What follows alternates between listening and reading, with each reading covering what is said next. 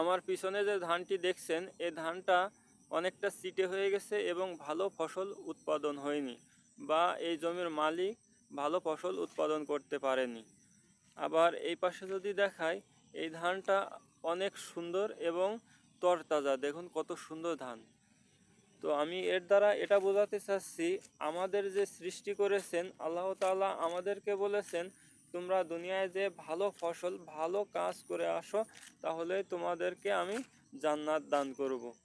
তো আমরা যদি দুনিয়ায় ভালো ফসল উৎপাদন করতে পারি, তাহলে আমাদের জন্য জান্নাত।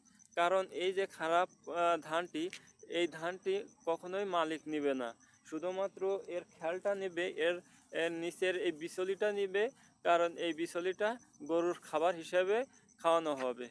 তো মালিক আমাদেরকেও নিবে ঠিকই, কিন্তু আমাদেরকে জাহান্নামে দেবে যদি আমরা এই ধরনের আমল দুনিয়া থেকে নিয়ে যাই।